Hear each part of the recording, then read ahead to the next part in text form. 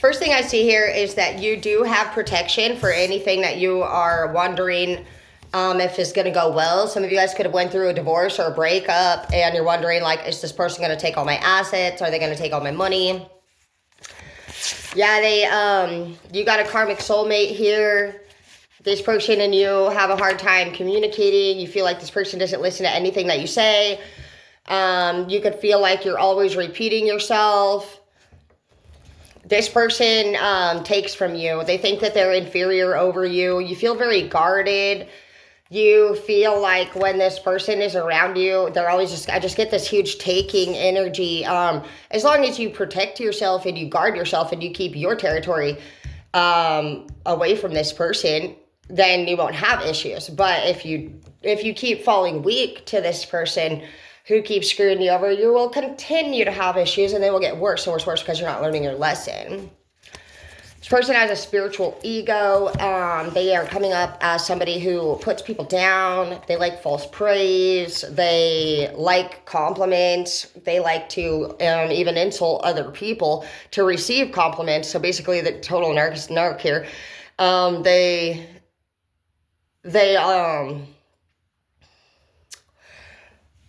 The only way for them to feel better is to make somebody else feel worse than them, because they're not going to do the work to actually do better. Somebody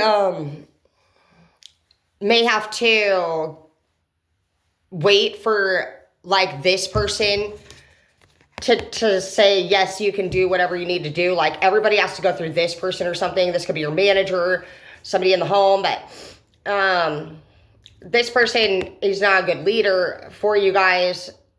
You feel like this person takes advantage of everybody, and then they have this little clique here too. So your person could have friends that they bring over, or family members even that they bring over as well into the relationship. You have faith in the relationship, but it's like you're out here by yourself. You're like doing everything by yourself. This person comes and goes from your energy often. They like being in this group over here more. As you can see here, a lot of these cups are like spilling upside down. And so it's like, I feel like those just represent the cups that they have for you. And I do feel like, considering last night's read was saying, and the last few days before were just saying, you really got to let go of this karmic lover so that you can find your true soulmate. You have the Magician here, so great things are happening for you after everything goes down. Honestly, this is another one that says so. You stop giving this person rites of passage. You stop making love to them. You stop seeing them. You stop answering their calls on a timely basis. And basically, life will slowly but surely start to change. And within 60 days, you're going to be starting a new way of life.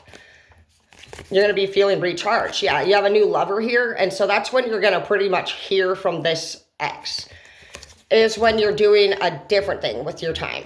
You're not going to hear from them or get the answers that you're looking for when you're being faithful and you're giving this person chances after chance to redeem themselves when there's nothing to redeem. They've disrespected you. There's nothing to redeem. Yeah, you're done. You need to stop going and reoccurring fights with this person. 12-12 in the reverse. You're not going to do the same fight anymore. You're tired of fucking arguing with the same person all the time. You're not doing a great job, is what you want to tell them. This is not going great for us. I don't admire your work ethic. I don't admire your attitude. I don't admire your confusion. I can do this by myself, is what you're going to say. So it's saying that as you go through this journey, to try your best to see with your heart. It's just not going to be easy. We talked a little bit about that yesterday, about how some of you guys are getting to that point where you are taking the next step on this journey and letting go of somebody, even if it's interesting because anger is a secondary emotion. And so in order for you to be angry, which comes after sad a lot of times, it's almost like, how do you not see that as a back step? But that's what you're going to experience, is sadness towards anger. And so in this chapter of anger, be very careful that you don't become too angry and hateful, and because then that could still have your mindset stuck on this past relationship while you're in this new relationship here. And it's just going to cause problems in your life again. You've been very patient. Continue to do so. Be patient with yourself during this time.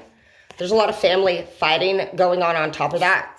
It's like your whole life has just been a lot of drama.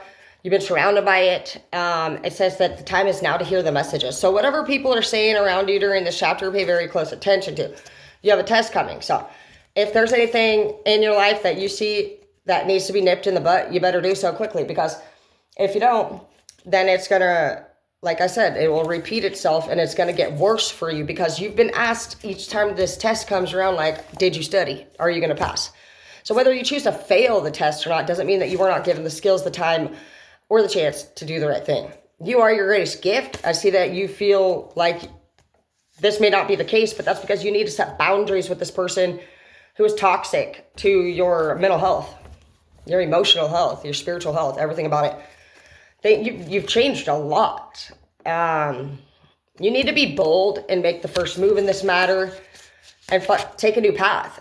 Be bold and make the first move means that you're going to say it's over and that they can't come back around. So there's just a lot going on here with your emotions and this person. If you're asking me, I don't think you should start dating anybody else at all. I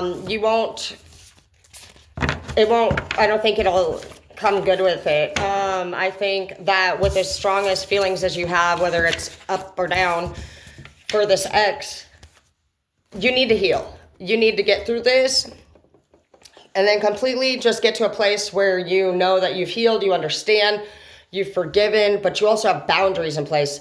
And then after, you can ask yourself truly, do I think about this ex, or do they bring me down in any way? And if you can say no, then you can date. But other than that, we're not going to be bringing another person into this right here. So if there is anybody that you're thinking, oh, I should sleep with them this weekend, or go and do anything with anybody else, I totally don't recommend that. I think it's just going to be a triple karma, if not a quadruple karma, because the person that you want, that doesn't want you, wants another person as well. And so it's just a domino effect. You're going to do the same thing to the next person. They're going to want you and wonder where your mind's going, where you space off to if you add them to this equation. So let's just not do that. Like I said, the power of the way that you feel for this person is very heavy, very strong. And you alone know how much that is taken from you. So don't do that to another person.